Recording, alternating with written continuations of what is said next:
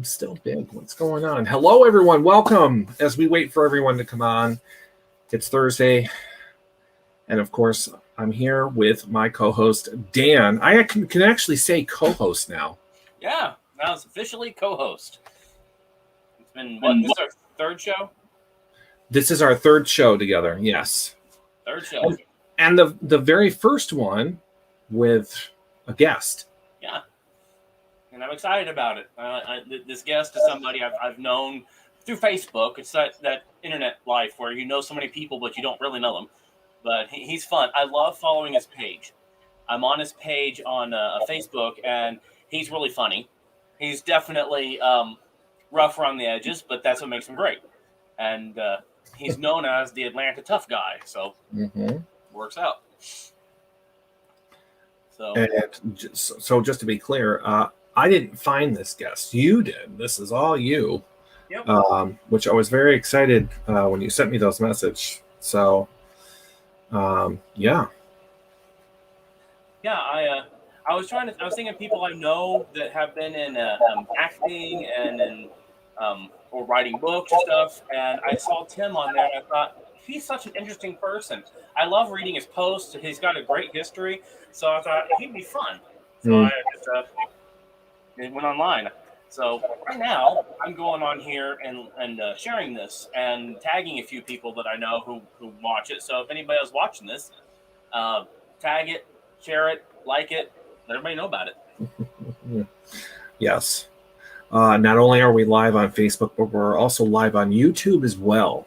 That's the great thing about this thing. So make sure you, like Dan says, like, subscribe if you're on YouTube, share it with your friends and your family and even people you hate. They need to watch something too. So, yeah. I've noticed that you've been still doing your shows, and not the Monday one anymore, but it's gone. You're now just doing Friday. Yeah, I replaced my Monday extra show each week with this one. So again, I'm just doing Friday till we continue the reading and the story. And I have been so busy. I'm working on this big event in Heroes Rising that I helped develop, which is a play-along story. You're reading a story, and there is a patrol, which is a kind of a role-playing game that parallels the story. So your character has their event they're doing, so you see it from first person, what you're doing during it, and then you can read the story around it. And it took me 2 months just to work this out, and it's now rolling out, and people are really getting into it. So it's been a lot of work. Oh, I bet. So I bet. So you don't find it that it's I just don't know how you have the time. You write for the online game on Facebook, Heroes Rising. You're also doing your show on Friday, and you're traveling too, right? You're traveling a little bit? Yeah, and I'm getting more into it. I just got signed up for 3 conventions over the next for fall. Starting in September, I'm going to be in Indianapolis. October, I'm going to be in Knoxville, and in November, I'm going to be in Toledo, Ohio. Those are guaranteed. I've already set those up, and I may have more coming. So I'm getting back to that, which I love because I love doing those. I love signing books. I love meeting people. So, but that's going to take even more of my time because those things are a lot of work. Right. And there's one that is coming up that you want me to go to, right? Is that the one you were talking about in October? In October, which is Knoxville. Or if that doesn't work out, the same people who do that convention are hosting one in Indianapolis. That's the one I'm doing in Indianapolis. That's in September. So it's September 10th through 12th, I believe. And that one gave me a lot of space to do books and talk and all that. So I'm hoping to have a big turnout. I hope so. Yep. I don't see why not. So I'm gonna be investing in a lot more books, and I need to get more signage because, as I said, I'm getting bigger and bigger spaces because I got lots of stuff to put out, and I've only got these 2 signs. So I need to get at least a couple more to put out and display my other books, my other stuff. I need to make one for you for Earth's Last Starship. Mm-hmm. And I don't think you have one for the Winter Wizards either. Nope, I don't have one for either of those yet. So I do need that. I Yeah. need to get those. I also Remnant, one of my newer books. I don't have a sign for, so I want to get some signs put out. I have an extra one it's a rectangle hanging sign that's just my name, and it's got a dragon and a sci-fi city thing on it, so it's kind of covers all my stuff. So hello, Barbara. Well, considering I work for Staples, we do make banners. Mm-hmm. So maybe I should just order one and have it shipped to the store, and then I can just ship it to you because we also do UPS too. So look at that. See? Yeah, absolutely. We need one for when you go out and do the conventions and stuff for the other books. So that would be nice. Yeah. And then So this comment brought to you by Staples. So that's right. Yeah, I know Staples wouldn't mind. So hello to my grandmother. My grandmother's watching. So and I heard a couple of people are going to be watching the show, which is a good thing. Once they see actor or author or anything interesting, they all tune in. So they have seen his profile on there that he shared earlier. So everyone's been calling me and asking me about tonight's guest. My aunts as well. So I had to tell them who was coming on. So there's my sister. Everyone's showing up. You guys are late. It's not like you guys, but they're here. So hello, everybody. yes. Yes, and I've been on, along with everything else I've been doing this past week with writing and editing, and I'm also teaching a class very soon here. So I have to develop my own lesson plan for that, which is totally different than anything else I'm doing because this class is actually a Bible study.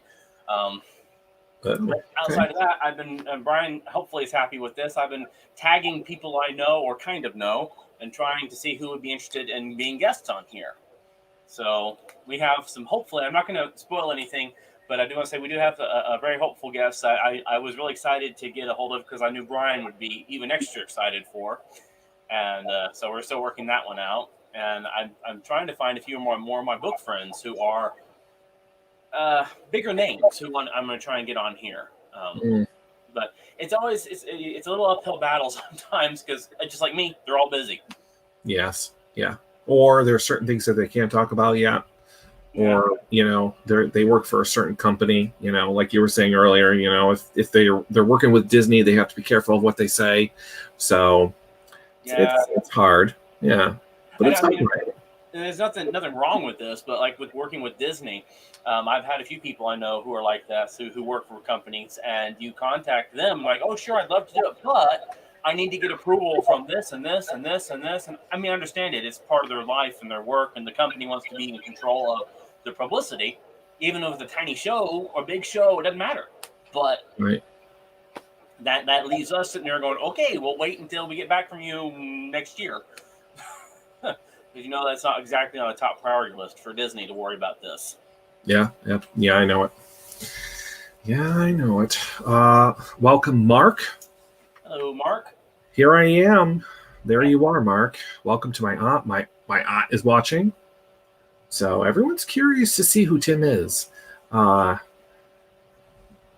to see him on the show. So I am too. I was pretty excited when you sent me that message, like I said. I was like, oh. So I quickly had to look him up. And yeah. If you've watched a lot of the TV shows like Walking Dead, I have. You probably recognize his face. He's a very distinct person. Yes. So I'm going to go ahead and introduce him, get this rolling because we have a little video clip we're going to show as well. Yes. This is Tim Perez, and he has been an actor for actually not that long, and really in the business, but he's done quite a few roles. He's been on some stuff you're definitely going to recognize if you've been watching movies, TV shows, hit stuff. He's also a pilot. He's a veteran. He's got a horse farm, and he's a generally funny guy. I follow him on Facebook, and I just have said I follow his page just to read his comments every day because he always has something to say, and they're usually hilarious. So he's great. So Brian is going to bring on here, show you 3-minute video clip that's got a succession of videos of all the different roles he's been in. So if you are sitting there wondering, who am I talking about? Yeah. You might recognize him from one of these many different roles he's been in. So go for it, Brian. All right. So I haven't done this in quite a while, so I know I need to share the screen here. It's called Drama Wheel. Yeah. All right. So here's the page. So we're going to make this big screen here. So, all right, here we go. We've been expecting you. You should be our guest on the high road with the afternoon. Naturally.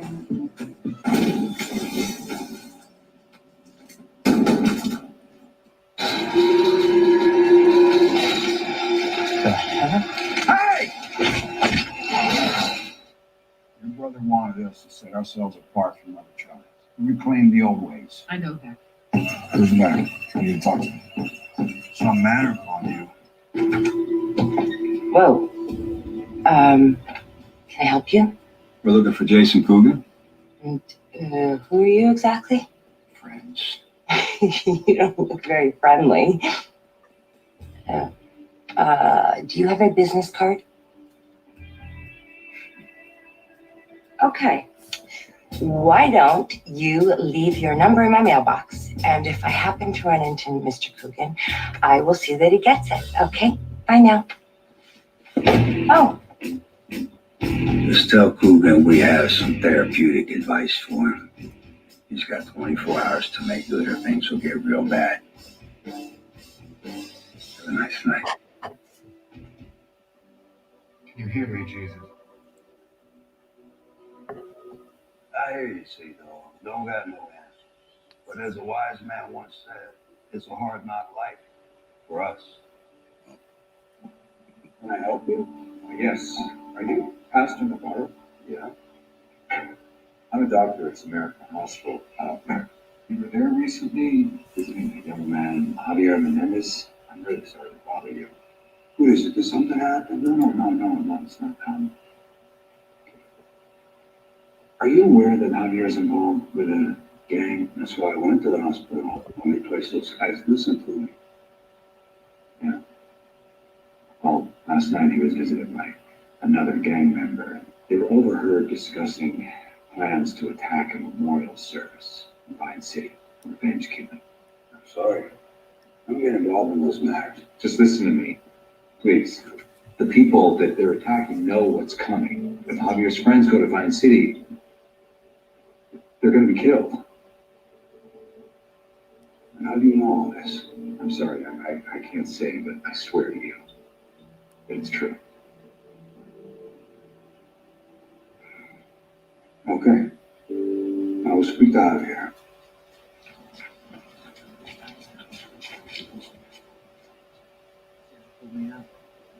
Thank you. Please continue. I can't interrupt you.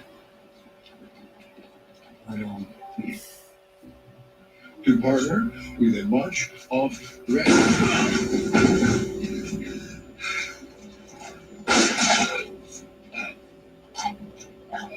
Damn it, only. But you have something that I value more than any material possession. What's that? Pride. You can't change your mind. There's no backing out. Lorenzo, what do you got for me? A Chambers County detective drills the inmate about the details of the murder. How'd you get there? I just took Highway 45 out of Texas City until I felt like I wouldn't be seen. And? I pulled up beside the river there, just past the I-10 bridge, and that's where I dumped the body. I strangled her with my belt and left the body out under the highway underpass. 1 out of 3 people will face a cancer diagnosis in their lifetime. My best birthday ever? Riding my custom chopper down the Pacific Coast Highway. Thanks in part to the support of people like you, let's finish the fight against cancer. Tired of feeling invisible? You want to be noticed? Say no more! When you ride, being seen is being safe. Impossible, boss. Yeah, we did exactly like you told us to. You cut the brake line. Yeah, good. Real good, boss. You altered this theory. Yes? Yes, we altered the steering. Yeah, good. Real good. You remove the seatbelt. Seatbelt from the comfort of their own home. Tea and crumpet, ma'am? You want to laugh all the way to the bank? We're the aristocrats. Interesting. Hey. Yeah, you on the couch. And so he's got so much going. Hold on. I think it just rolls right on into there. So. Yep. So we're bringing on here is Mr. Tim Perez. Well, Hey, how's everybody doing? You wait a second. You just died like 4 times. I die a lot. I got a whole reel just at my desk. But hey, I'm in the business of dying. You know what I'm saying? Right? Yeah. They need those people, but Somebody got to take the bullet for the cause. So go ahead. As I said, this is Tim Perez. So tell us about yourself. Well, my name's Tim. 62.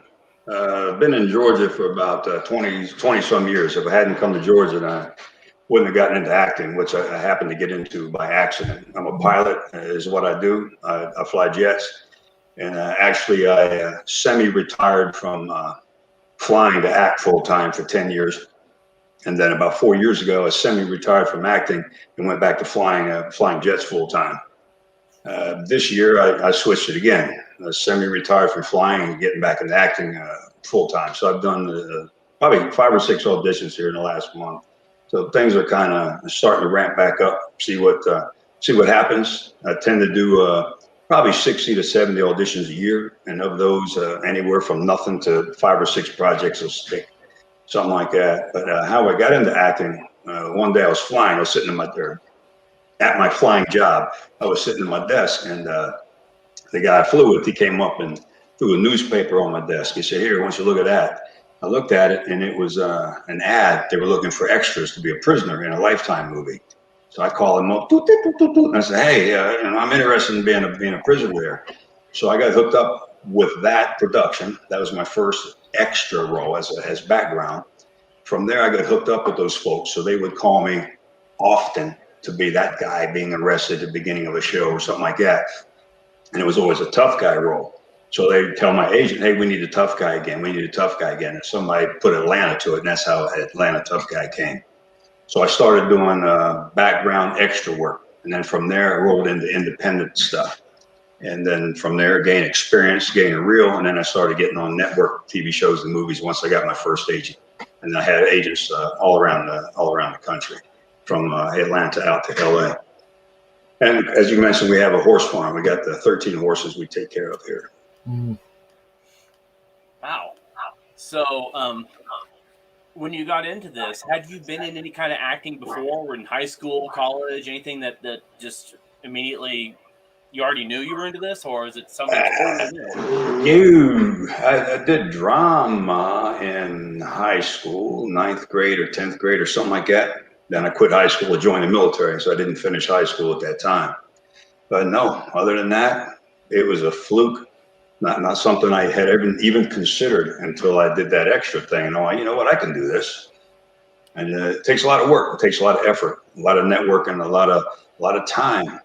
It's a very unforgiving business. And when you commit to it, you got to commit to it. It's probably the same way in the author world as well. They will eat your lunch and pop the bag. And there's no thinking about you. You got to think about you. So like I said, my agents and manager can put me in for anywhere from 250 to 350 projects a year, of which maybe 75 auditions I'll get. Each audition is a half a day. If I get a callback, there's another half a day. Then they'll call you like 2 days ago, I get an audition about 6 or 7 at night, and they want it in the morning, day and a half later, or I got to go somewhere and be there tomorrow. So you have to be able to, at the drop of a hat, go and do what they ask. And it's very painful. I drove, went up to Atlanta, parked, got on the megabus, drove all night on megabus to get down to New Orleans, walked the streets all day, had no place to go. I had an audition at 5 o'clock. It was hot in the summer. and I think it was August. So I paid to get in the museum just to get in some air conditioning and plug my phone in. Walked the streets all day. Went to my audition at 5 o'clock. Was in there about 5 minutes. These things normally don't take a lot of time. You get in there, you do your little bit. You might get a redirect from them. You walk out. I went to the bus station, sat till 10:30. Rode on that stinking megabus all night to get back home. So I was gone 3 days. I didn't get that role, but that's the business. Wow. Yeah. Yeah, early on, I wanted to get into acting. I went through high school and to college acting, but then I started getting into writing and book publishing, and I had someone sit me down and say, "You got to make a choice." Mm-hmm. And I realized, yeah, I do need to make a choice. And I loved writing way more than acting. Acting was fun. Writing was a passion. Mm-hmm. So I understand that entirely. So, but I will say, watching the clips, watching what I've seen of your work, and it's impressive. You do have a natural knack for the screen. It's very impressive. I appreciate that. Folks may have noticed I changed my look. I got my head is shaved. I just got tired of dealing with it, so I shaved my head. If I want to grow it back sometime, I will. I don't have the neck tattoos anymore. A lot of those clips you saw that I had the neck tattoos, I got those taken off. Started it 4 or 5 years ago when I decided to go back to flying full time. So I wouldn't always be trying to make sure my shirt would cover it up. It took 2 years of lasers to get them off, but they're gone now. So now I don't always have to be the tough guy. I can be the soccer dad or whatever, without the neck tattoos, and I can, change things up a little bit. I don't always have to die, is what I'm saying. Yeah, that's kind of funny because Brian here on his show, first show he did that I was just a guest on, he would get writers and authors on there, and he'd ask for him to be a cameo in one of their books, and they'd kill him off. And so when he met me, I said, "I'll put you in a book." He said, "As long as you don't kill me off." Yeah. So I made him a main character. He doesn't die. That's right. Well, that's at this point you say it's the first thing I do every time I get a script, or especially if I'm a recurring character in a show. You get the script, you're like, do I die? What's going to happen? You don't know from episode to episode. They're like, crap. And you get that one where you bite the bullet. So just like on Ozark there, bit the bullet there in season 1, episode 10. After that, I went back to flying, and I was sitting in NDOT class for the company that I was going to fly their jet for. Darn if I didn't get a message from Jason Bateman wanting me back for season 2, episode 1 for flashbacks. I'm like, I can't do it. I'm flying planes now. So I had to say no. But, it's the business. Whatever you commit to. When I was committed to aviation that's the gig. Have you ever had people recognize you? Oh, yeah, especially in Atlanta, because a lot of productions are done here. So when something is fresh when it comes out, and folks see me the next day or the next few days, they'll notice it, like that the Necessary Roughness when I was at the door. When I knocked at the door, that scene with Callie Thorne. The next day after it showed, I was in the gym. I saw these people on the treadmill going. They looked at the TV because it was playing on the TV. They turned it back to me like, "Is that you?" I said, "Yeah, that's me." But yeah, it happens. Folks I don't think that would know who I am, but they remember some of the scenes, like the toenail scene in Ozark. I bring that up like, "Oh yeah, I remember that. I have my toes curling from that scene." They'll remember a scene if I tell them about it more than me probably. As I said, you're definitely identifiable. So it's gonna, except maybe for Schlag. Schlag, yeah. Yeah, that was an interesting character. Schlag, I was hoping, and for folks who don't know, Schlag is the scene where I was eating the lettuce. That show I was on 6 episodes of season 2. Sony did not pick it up for season 3, so that was history. But I was hoping that character Schlag was going to be one of the next big characters, and Schlag was the only non-human on that show, so I had something set apart.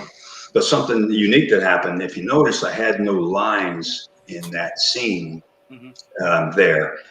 I had lines throughout all the episodes, and then what they said was, the executive producer said they didn't want that character being like what was that concrete guy on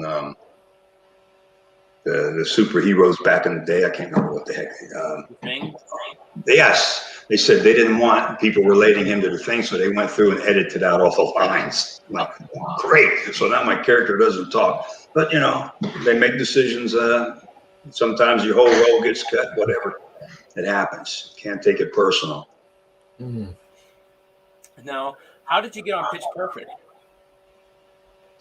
Let's see. I was doing Den of Thieves, Ozark, and Pitch Perfect came. They were all right around the same time. I had done an audition for a role on Pitch Perfect. I had auditioned for a couple of roles, and one night I got a call and said, "Hey, can you be there?" It wasn't the next day. It was like, "Can you be there in 2 days? You got a role on Pitch Perfect." I'm like, "Yeah, sure." So they come and again at the last minute. I've got 6 auditions out there. I do the audition, I forget about it. If you ask me what I auditioned for, I'd have to think really hard because I don't remember. After a while, you train yourself, just do it and forget about it. Because if you dwell on it, you'll always be, did I get the role? Are they going to call me back? Forget about it. You know what I'm saying? It'll eat your lunch if you don't. So I couldn't even tell you what I auditioned for. So when I got the call, I'm like, oh, I auditioned for that? Oh, okay. Good. We'll take it. So, yeah, I was particularly amused by your Italian accent in that last clip we were watching. I was that supposed to be Italian, or it was like a safety video, I think. Safety video. Oh, I don't know. Was that the seatbelt one? Yeah. The seatbelt. I don't know what that guy was. We were kind of making it up as we go. When I'm rehearsing, I can do American Standard, which means no accent, Southern accent, Brooklyn, Hispanic, and Russian. It's now, like I said, I'm just getting back into the acting full time, so I'd have to rehearse it. It's kind of hard for me to just turn one on and turn the other one off. Got to stay on it. So what I'll do for in-person auditions, especially, is I'll make sure I'll rehearse the sides. That's the scene. They call it the sides. Just send me the sides, and I'll rehearse that in different accents. So if I get to the audition, and they may say, "Hey, that was great. We like the Hispanic accent. Can you do it in Russian?" You got to be able to do it. So I'm like, "Yeah, I can do that," and then do it.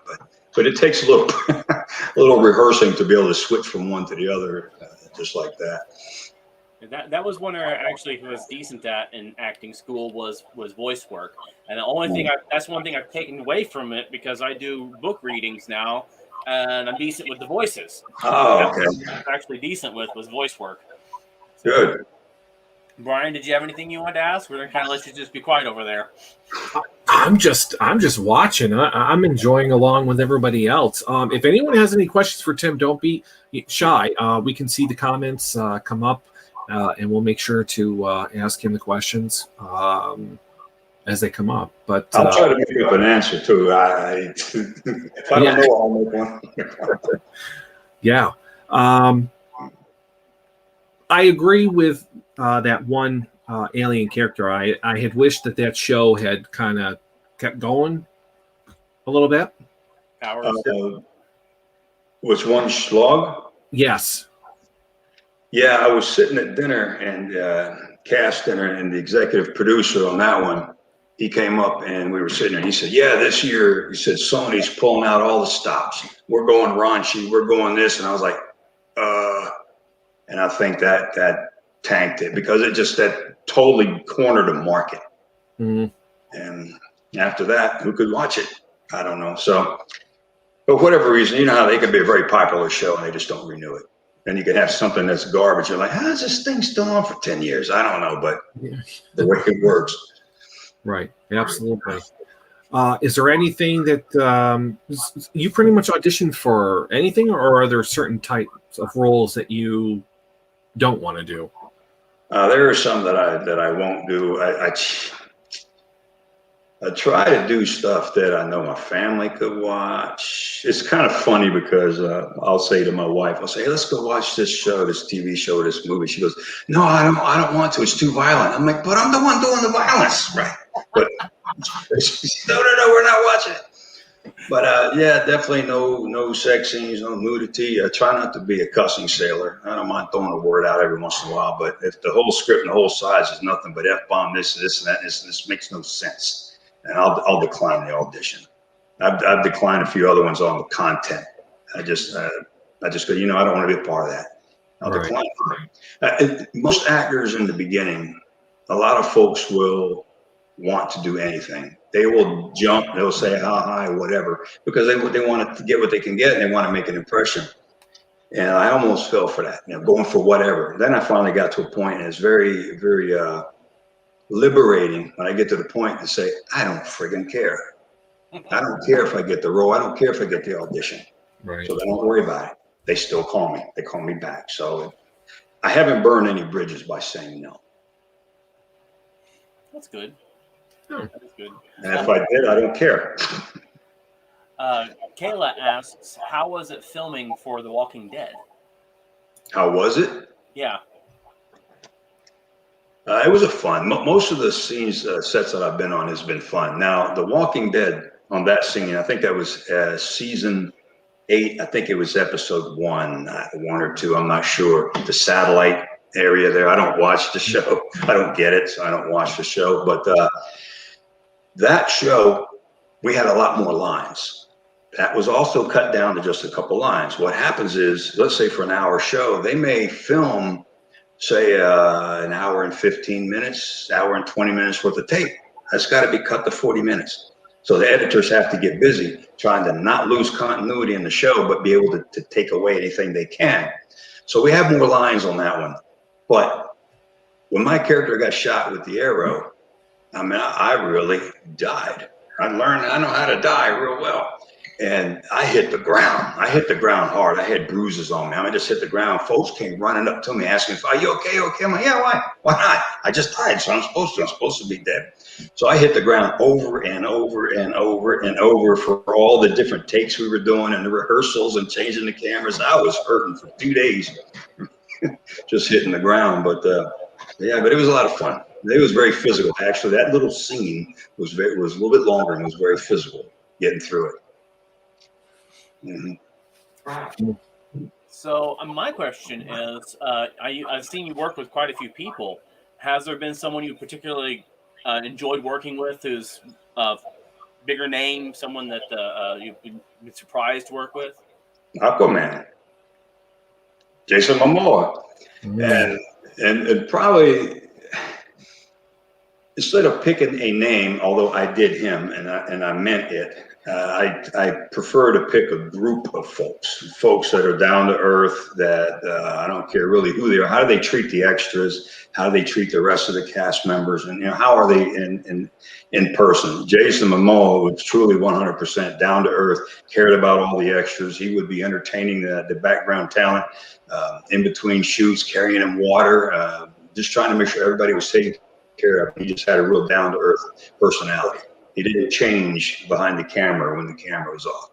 I've run into those as well. So as long as they're like that and they're personable, good to go. If they start putting that, I'm holier now, I'll just get up out of the cast room and go somewhere else. I mean, I don't have time for this BS. I don't be around you. I don't care who they are. Right. Yeah. So, yeah.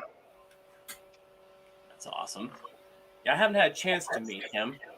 I've met a lot of people from different TV shows and movies because I do Comic-Cons. I do book signings and events at Comic-Cons. And so I've met a number of them, and I have the same experience. I've met some of these actors and actresses that are so genuinely human, nice, to everyone, no matter what, that it's warming. It's like, okay, so this person really enjoys what they do. They enjoy their audience. They're there to be real. And I met a few that I really didn't care to say anything more to other than the 1 second I had to deal with them. Exactly. It doesn't happen that often, but it happens, and it's sad. Another name I got to throw it out there, and that's Jason Bateman. The dude is exactly in person as he is in his comedies. Because and Ozark, not only was he starring in it in the 2 episodes I was in, he was a director. He directed most of them, and he was an awesome, phenomenal guy. He treated everybody great. He had a sense of humor. You could BS with him and joke and cope. And he was a lot of fun. He really was. That's awesome. Is there anyone that you would love to see yourself work with and haven't yet? That's a good question. Do I have someone that I'd like to work with? I have to say Tom Sizemore. I don't know. There's something about his types of character, and of course, I met him on Red Road. I didn't have any scenes with him, but I don't know. I'd like to do a war movie, do some kind of movie and a scene with him, and be that kind of character. Mm. Yeah, I would. Interesting. So, can you say what projects you have been auditioning for? Anything that you are, anything we might recognize? Let me see. Yeah, there's a show out called DMZ. A new show that's being filmed. Audition for that. Audition for a Kevin James movie. And the rest of them I don't remember. I'd have to go back and look at them. I only just remember those two because they were two of the most recent. Mm. And the last movie I filmed was last year, and it's called oh crap! I gotta look at my IMDb. Red Dawn, I think it is, and a red. Oh shoot! It's at the top of my IMDb. You have my IMDb there? Red Winter. Red Winter. Okay, Red Winter. So I can't even remember what I've shot, much less what I've auditioned for. So, I just forget about it. I don't know where it'll be out or when. A lot of these things get taped or filmed, and they go to the festivals and they go out for fighting for distribution. And then once it gets picked up somewhere, I'll get a note and find out. And guess what happens to me? I can't tell you. Yeah. I don't want to ruin it for you. Well, I'm going to judge by history, but we'll say hopefully you survive. We'll be hopeful. Yeah, shoot. I've known a number of actors who are names in shows like Star Trek and all, and they get this people saying, "Oh, you remember this episode where you said this and you did that?" And they're like, "No." Everybody knows their lines with them because they film so much stuff. So. Oh yeah. Yeah. I think I posted today about for me. I said my wife and I, we tend to throw my movie or TV show lines around the house. We use them against each other sometimes. I'm like, hey, why are we using me against myself? You know what I'm saying? Speaking of Star Trek, what was it? It was oh my gosh, who was the guy that played number one? Oh, Jonathan Frakes? Oh yeah, he directed me in one of the episodes of Powers. Oh, okay. Yeah, he was a director. He directed one of the episodes there. Yeah. It was cool. I didn't spend a lot of time with him. He was there. We did a quick episode, and he left. Another director came up next episode. Well, we have a question from Amber Follett. Says, "What is the furthest location you have filmed at?" The furthest? Yeah. Los Angeles. Went out there for Brooklyn Nine-Nine. Okay. See, and listen, I got a call. If it's a co-star role, I foot all the expenses. If it's a guest star role, then they pay the expenses. So my role on Brooklyn Nine-Nine was with Terry Crews. There was a co-star role, so I had to pay for my airline ticket to go out there for the audition. Wow. Then I had to go out for the fitting. They were able to work the fitting in for the wardrobe on my second trip. I had to foot the bill for those round trip airline tickets out there. So I got to a point where I just told I don't want to say fired. I just broke the relationship with my LA agent. So I don't want to work out there anymore. I don't want to have to be, can you call me at 7 o'clock, 8 o'clock? Can you be in LA at noon tomorrow? I'm like, the last flight leaves in 40 minutes. There's not much I can do about that. And I got to pay for it. So if it's not in the Southeast, I don't go anymore. Maybe New York, maybe. I can understand that. Yeah, I wouldn't want to pay for it either. Yeah, right. Kayla asks, "What was your most memorable moment in filming?" Most memorable. I'd have to say, again, we're talking about dealing with people. The movie I was in with Adam Sandler there, The Do-Over. Adam Sandler and I were in in the cast room talking, and I told him about my military background. And it was just, it was memorable because Adam Sandler's Adam Sandler. He's the producer of the movie. He's starring in it. And he took a few minutes and he couldn't stop thanking me enough for my service and told me how he's raised his kids to appreciate service. So for me, the moments have always been the great and the positive interactions with named folks. Again, because when they're down to earth and they're personable, that just makes the moment that much more. And I would think even a bigger moment than that, and I'm not a star by any means, but if I'm on a show where I'm a guest star and the extras that come there, to them, I'm one of the stars of the show. So to be able to take that platform, if you will, and go spend my time with them and show them and make them feel that they are important, then I like to be able to do that. I said, I'm not a known star, but if I'm in a position on that set that commands that respect, then I like to do like Jason Momoa did and take that moment and go make somebody feel special, feel important. That's wonderful. Those are memorable moments. Yeah, that's wonderful.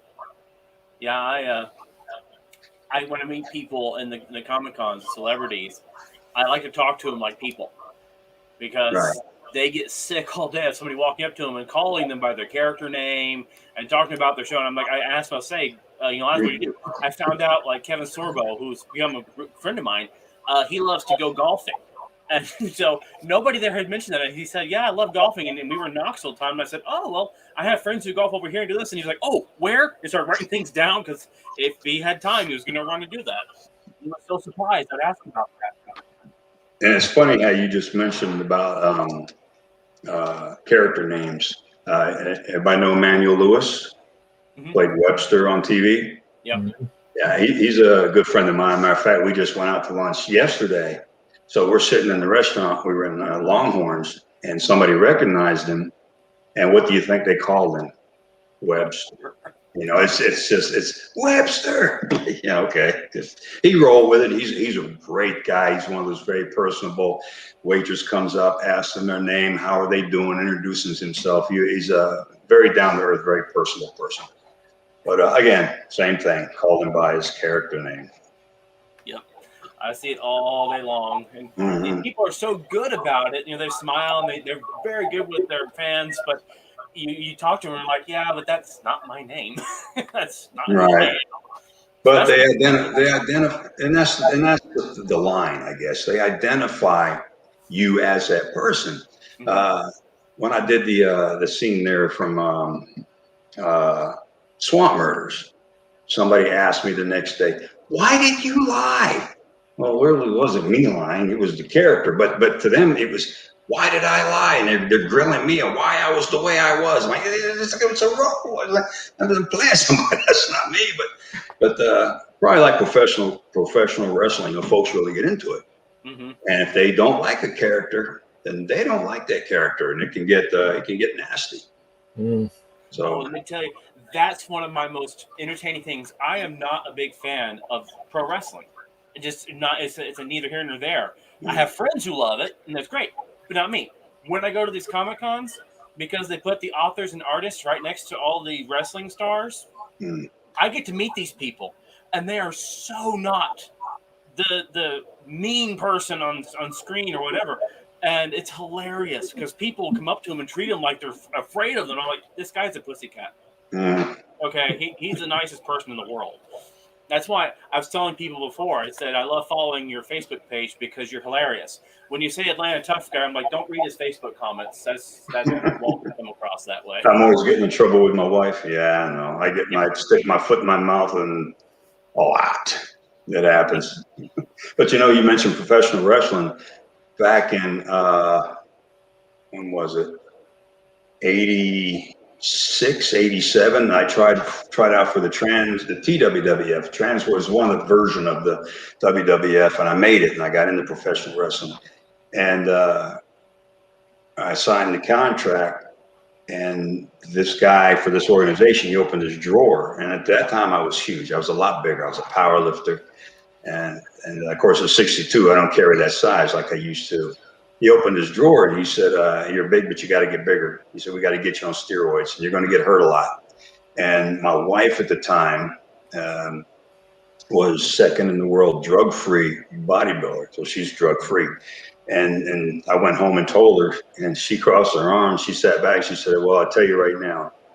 She said, "You got to make a choice. You're either going to do steroids and wrestling or stay with me. You can't have both." I walked away from it, and I said, "Good call." And we've been married, 35 years now. So, yeah. But so I made that call, and I know professional wrestlers, Bam Bam Bigelow, and some other guys that are now gone for various reasons. But everyone I know is dead. I had a good friend, this Glacier. I don't know if you know Glacier, WCW champion. He was a good friend of mine. We have lunch every once in a while. I had a scene in the movie with him. He's another one, real down to earth, real personable guy. Does for others, just like you mentioned. Nothing like you would see them on in the ring. Oh yeah, I was next to Ric Flair. Ric Flair, yeah. And I had someone ask me, "Oh, what was it okay? Was he okay?" I'm like, "He's fine." In fact, when he didn't have fans there, he was so worn out from all of the action because he's on. He is totally his character when the fans are there. Afterwards, he's like sitting back trying not to fall asleep, and he was just talking to me about everything because he was so tired. And I was like, I felt sorry. Yeah. I think that was actually right before he had a major medical problem recently. I could see how that could contribute to it. Yeah. Now, when I was doing Slog, that I had to, and if folks go to my IMDb page to the pictures, there's a picture of me and a cat and a mold getting my cast done for my face because my character was a concrete version of me. So they had to make the mold of me to put it on me. You could tell it's me when you're looking at that. But I had to sit in that mold for 45 minutes, breathing out of 2 straw holes. I couldn't see or hear for 45 minutes. Well, when we got to set, every shoot day, it took me 3.5 hours to go through getting all that on, then getting the wardrobe on, and then going to hair and makeup. They would put the hair on it, and then it would take me 1.5 hours to get out every day. I'm 5 hours between the before and after. So I went that whole doggone season. Nobody on that show knows what I look like. Nobody ever saw me. They always saw me in my wardrobe, in that costume, and the special effects. Oh yeah.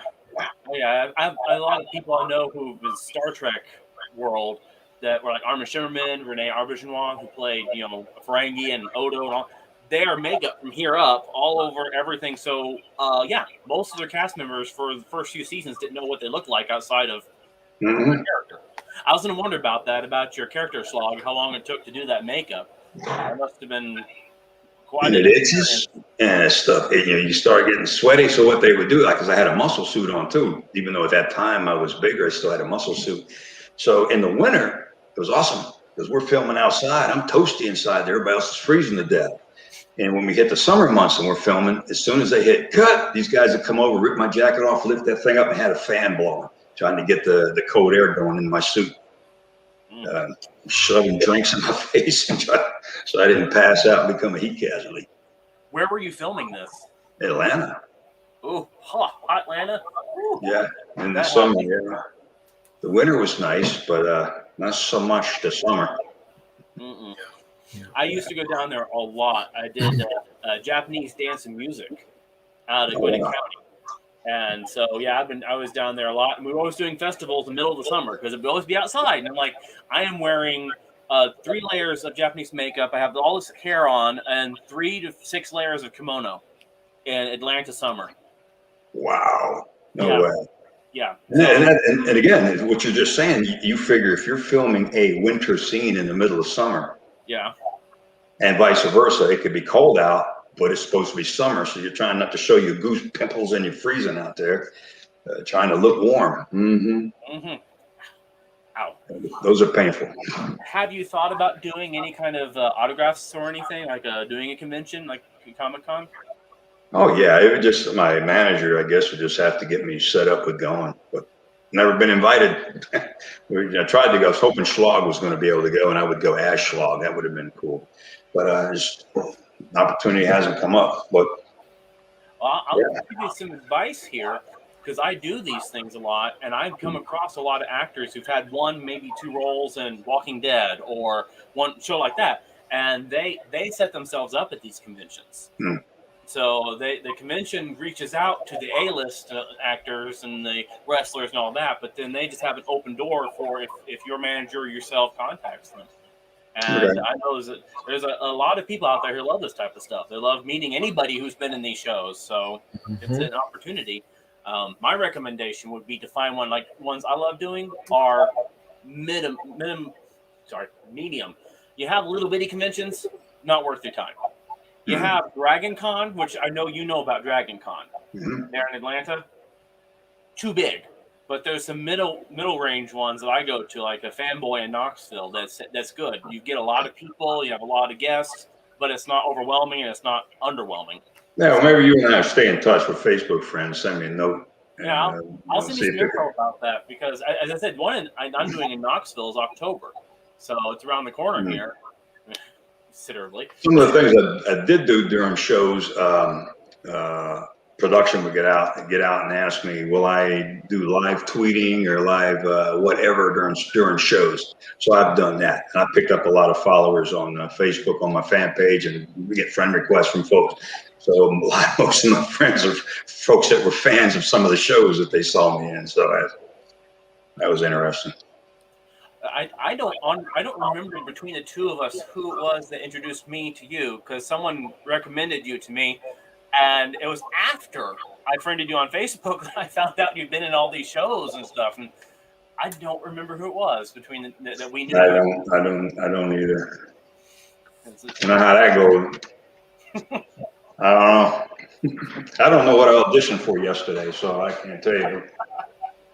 Well, I'll get you info about doing Comic Cons. I think it'd be great if you and I could, meet at one of these and let me know. Autographs. Yeah, absolutely. I'd consider it, as long as I'm not flying jet somewhere or on set. Yeah, true. So, anything else you want to ask, Brian? So I know being in Atlanta, that's where Tyler Perry his new studio, right? Have you been there or anything, or auditioned for anything for Tyler? Would you want to work with Tyler Perry? Yeah, absolutely. Yeah. I did Meet the Browns through the Tyler Perry Studios many years ago. I don't remember what year it was. I was on one of the Meet the Browns episodes. But I auditioned several times through them. The casting director that handles most of his stuff, for some reason, I don't get either submitted to her or picked from her to audition to her. Everything is done through a network. Any production hires a director. The director will hire, or the production will hire whatever casting director they want to work with. That casting director has the agents and managers they work with. The actors that are with those agents and managers are the ones that get those auditions. So I can't walk up to this show or to that show. My agent in Atlanta, Miami, and New Orleans, and I have a national LA and Atlanta manager, whoever they are connected with, those are the productions I'm going to get in, unless they put out an open casting where they go, anybody can submit. But typically, folks work with who they know. So even though and I'm kind of just down to my Atlanta agent right now because I don't want to be that busy. I don't want to be all over the place. I said, pick the roles that make sense and put me in for it. If I don't audition, I don't care. If something comes up, great, we'll go for it. I don't want to throw everything at the board hoping something sticks. I want it to be specific. But the auditions I've been getting, nobody submitted me for. It's the casting directors calling me. They've been, even the 4 years I was turning them down because I was flying, they still call me because I have that working relationship and they know I'll give them a good audition. I may not book the role, but I'm not going to embarrass them. So the auditions I get are unsolicited. I just get a call and say, hey, they're looking for you. I'm like, okay, great. So then we'll do the audition. There you go. Now, I know you said you started with basically background work. Then you got lines. Did that cause you to be nervous? Did you have any? What was your experience of first having lines in these shows? No, that wasn't a problem for me. I've always been a public speaker, motivational speaker. I've always been a leader. I was an officer in the Army, so I've always been of a 130-man company. So I've always been used to being in front of folks. And a couple of major corporations I worked for, I would teach safety, or I would teach quality control, or teach leadership, or something like that. So being in front of folks was not a problem. The only thing that we all fear is you just don't want to suck. Don't show up and don't suck, because then they won't call you back again. So our rule, we just say, just don't suck. If you go to an audition or whatever, just don't suck. You don't have to be the best actor, but just don't suck. So as long as you don't suck, you're winning. No, I have no problems speaking. Actually, one thing I'm very good at is I can learn my lines real quick. I can get a couple of pages of sides, a couple of lines, and within probably 20 minutes or 40 minutes, I'll have them down and I'll be ready to go audition. Don't know why. That I can do, but I get in my jet and have 20 things I got to remember. I'm like, what the heck was I trying to memorize it? But that just comes easy to me. Let's just hope that you never turn the speaker on to the passengers and say, what the heck am I supposed to be doing? Oh, well, it's funny because I've had passengers recognize me. Oh. Or we're sitting there talking, we're on a delay, and they'll recognize my voice or something. They just saw something I was in.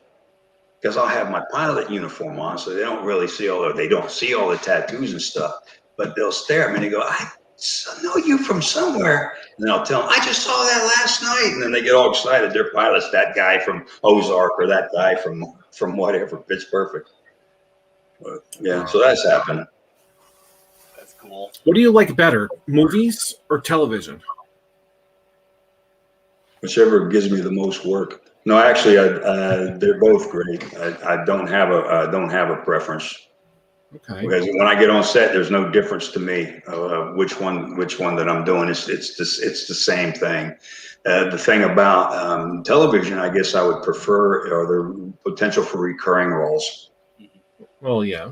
And then, of course, if the movie's going to be in the theaters, like a Pitch Perfect was, or in Den of Thieves, or something like that, then that's kind of cool to be in something. To go, hey, go see myself at the theater, or I'll be on an airline as a passenger, sitting there watching myself on Pitch Perfect 3 or whatever movie's playing on the airplane that I happen to be in. But it really doesn't matter whichever one. But if I had to pick between the two, probably TV, because of the potential for more work. Now, I have people constantly ask me, like, I write fantasy and science fiction, and they'll say, what about this genre? Have you thought about writing in that? As an actor, I know you've played tough guy quite often. You've died a lot. You played, and saw one of the roles as a preacher and all. Is there a type of role that you would like to play that's completely different than you've done before that you would think would be fun or interesting to approach? Yeah, one of the clips on my reel there was from an independent film, or a short film called Bar Betting, where I was the guy in the dungeon where we were getting ready to have, not a dungeon, the bottom of a bar looked like a dungeon, and my character was kind of weirded out. So I have one extreme or the other. I'd like to be in comedy, or I'd like to play a really crazy character. Be able to push both extremes. But yeah, so either one of those extremes, I could go either way. Okay. Maybe a funny psycho. I don't know. That would be even better. Put them both together. I honestly think you would probably do well in a comedy role, doing the contrary type of comedian. The tough guy who's funny. The image. Of the last 6 auditions I did, 4 were comedies. So that could be on the horizon, getting comedy roll in. I have a sense you have a knack for it, so especially maybe slapstick. Yeah, I like to be funny. My wife doesn't appreciate my humor all the time. It's a lot of times it's directed at her, but it's we have a lot of fun. So I told her just don't use me against myself. That's my rule. Well, my last question is a little different here. Horses. What's you have your pilot, your acting, your military, but all of a sudden you also have horses. What brought that in? That's really my wife's end of the deal. We have the horse farm because she owns 3 horses of her own. I mean, I ride. I know how to handle horses well, but this is her thing. And we board horses, so that's a way for us to keep the business going and support her hobby. So it is a business, but it's also her hobby. Yeah, I'm Jose and Jose B. I just do what I'm told to do around here, and I'm the hired help. Yep. I have worked with horses before, so I know that they are quite a job to deal with. Oh yeah. But they're fun. Well, they are, and I just had shoulder surgery in February. From some military injuries and powerlifting and stuff like that. But 4 days ago, I was opening a stall and the horse came barreling out and nailed me and threw me back. I landed on my back, hit my head. I'm like, "Are you kidding me?" So just a second like that, and you can get the crap knocked out of you and get hurt. You got to always be on your toes. I let my guard down and bit me in my butt. It did. Yep, I learned that. That was actually the lady I worked with the horses. It was her ranch. And she said, horses don't know you're not a horse. And I didn't know what she meant by that until I realized they will hurt you without realizing it because they'll push you around, thinking you're treating you like you're that size when you're not. They got to be retaught every day. Mm. Respect your space. And horses have personality just like people do. Each one of them has a different character, different personality, and you can, after a while, I can look at them and tell what they're thinking. I'm like, "No, quit it." And they're like, and their ears go back. I'm like, "Hey, how'd you know what I was thinking?" Mm-hmm.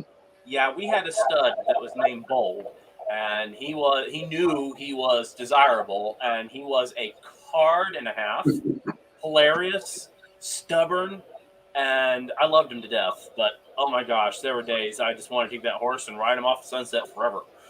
Yeah, no, you can. It's a love-hate relationship, that's for sure. Mm-hmm. So we're past an hour now on the show. So last anything you wanted to say before we knock out for the night? Are you talking to me? Yeah. You talking to me, man? Yep. I appreciate you having me on. Appreciate the folks checking in and definitely the questions, and blessings to everybody. And thank you for having me. Well, I'm glad you're here. I do want to say thank you for your service since we were in the military. Yes, thank you. We're approaching the 4th of July, so it's another holiday we should be remembering all those people who have and currently are making sure we are still a free and safe society.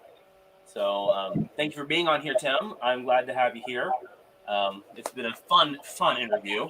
Absolutely. So, when you get to doing some more stuff, we might bring you back on to talk about it. Well, if any of these things hit, I will let you know. And when Red Winter comes out, I'll let everybody know too.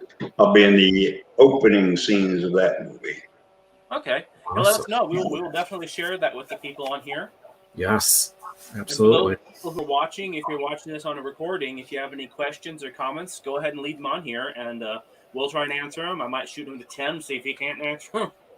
So if you have it on it'll be on your on the page, right? Mm-hmm. This video, so I can go on there and I'll see the comments. Yep. I can respond personally if anybody wants to ask me anything. Yep. Oh, there you go. I'm glad to. Tim's great about answering stuff. Just remember, he has an interesting sense of humor. That I do, right? I'm telling you, I do that, right? Yeah. We haven't even got the whole horse pellet throwing scene anymore. What is it? What I call it?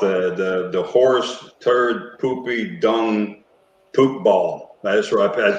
Owning a horse farm is the only place that you can throw turds at your wife and get away with it. It's actually socially acceptable. So. Yep. So, Brian, you have anything else you want to add? Not really. I'm just going to echo, off the back of you. Thank you for taking the time to come on and talk with us. It's been fascinating, with everyone answering and asking questions, and everyone thinks that it was a great show. I enjoyed it. So yeah, please come back. When things are going better and you got some stuff to talk about. Absolutely. Will do. I'll let you know. Dan and I chat all the time, so we'll stay in touch. Awesome. I've shared the IMDb page for Mr. Tim Perez on the links here. Go ahead and check it out. Check his page out. Share it with your friends. Let people know about his work and his shows that he's done and what he's doing.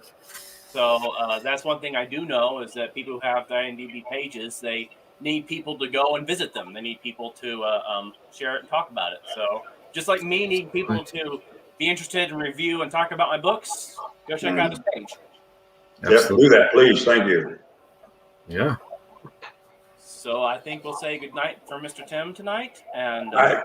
Good thank you night. for being on tonight. And we hope to see you soon, either alive or being killed. So Either way pays the same. yeah, Of course, alive might pay more because I can keep coming back, but you only get to die once. So. yeah. That's right. Yeah. All right, guys. Thanks. Appreciate everybody. Good night. All right. Bye now. Bye. Well, there you have it, Dan. That was our first guest together, Tim Perez. So I want to thank him again for coming on. Please come back. And I'm happy to see that, you guys talk back and forth. So hopefully it won't be too long before he comes back on. If he's not busy. Yep. I guess, like you said, hopefully not dying. Yeah. But yeah, it'd be nice to see him again. So if you're, like Dan says, if you're watching this after the fact, and if you have questions for Tim, he'll see them because he'll be tagged in this. And like he said, he'll answer any question. If you have questions for Dan or I, put those in there as well because both of us will see it. And if you are watching on YouTube, don't forget to like and subscribe. That way you get that notification that we are going live. So we will see everyone next Thursday. You never know who's going to be on the show. But so far, so good. Yep. So I was very, very excited to talk with him and hear from him. So it's been a while since I've actually had an actor on the show, a working actor on the show. So, I mean, I've had a couple here and there, but no one as interesting as Tim here. So great catch there, Dan. I knew Tim would be a great guest. He's got such personality. You just read it. He writes stuff online. He's got personality, which is great. Absolutely. So you can follow him on social media. He is on, Instagram. You can look him up. He's on Facebook. I'm pretty sure you can follow him on Facebook as well. So yeah, interact with him. Yeah. So I think I will. I'll plug tomorrow night. I've got my personal show, which is on Friday nights, which runs an hour or less, depending on how many people are there. I'm reading through a story. So if you want to watch the previous shows and catch up, go right ahead. They're all on my page. And I just got booked for September 10th to the 12th at Indianapolis for Comic-Con there. And I'm going to be in October 29th to the 31st, yes, over Halloween, in Knoxville, Tennessee at Fanboy. And then in November, I don't have a date yet, but I'm going to be at Toledo for a book fair. It's actually a big book festival. Oh. So just putting that out there for anybody in those areas who wants to come see me. Check those out. They'll definitely be putting links up on my page about where I'm going to be and how you can come. And I would love to see anybody who can make it. I have been trying to look into conventions in other areas where we have other people on the show who've asked about it. It's not as easy to get all these put together. Some of them are at the exact same time as others, but I'm trying. Absolutely. I'm seriously thinking about going to the Fanboy one in October. I really want to experience, one, at some point. I'm just trying to figure out if I can go to Knoxville, how long is it to get from Knoxville, Tennessee over, because at that probably point in time, I mean, my sister already lives in North Carolina. I'm going to have family who's going to be recently moving, hopefully, to South Carolina now. So maybe I can make, some sort of trip out of it. So, but we definitely need to get you either to Boston. We need to get you to New York City, because that's 3.5 hours away from me. Either one is 3.5. Well, 2.5, maybe 3, depending on how I drive. But regardless, but I still want to go to Tennessee. I've never been there. I want to go. So I'm gonna have to make some plans, arrangements, like now that you've said some dates. I didn't know dates last time, so that's good to know. Yep. Yeah, So, I was invited to a convention here in Michigan that's in Traverse City, and it's the exact same weekend as Fanboy. And Fanboy I already booked, so I couldn't undo it. And I was and it's literally like half an hour north of me. yeah. I was like, nah. Oklahoma, yeah, I'm thinking about going to Oklahoma. The conventions that I know of in Oklahoma are in Tulsa or Oklahoma City. So I've got to figure out if I can make it to one of those. Yeah, and Kayla, just to keep in mind, I'm from Oklahoma. So I have family, lots of family around Tulsa area. So there's a good chance I'll find one there. There you go. My sister lives in Lawton. Lawton's quite a ways south of Tulsa. Yeah. So, yeah.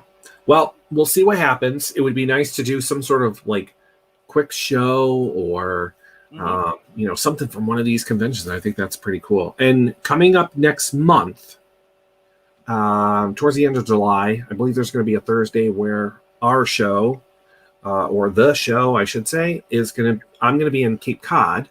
Mm-hmm. So that's going to be some fun times too. So, but we'll get there. I'll be here, and the screen where he is going to be moving in another place. That's right. And it won't be a green screen this time. It won't be some fake ass, beach or something that people have been using on their Zoom calls. I'll actually be in Cape Cod. So, and I'm very, very excited. So I'm going to be there with two of my aunts. Damien's going with me. So it's going to be fun. So our first show is July 1st, actually. So I thought we were going to be after July 4th, but we're not. So yeah.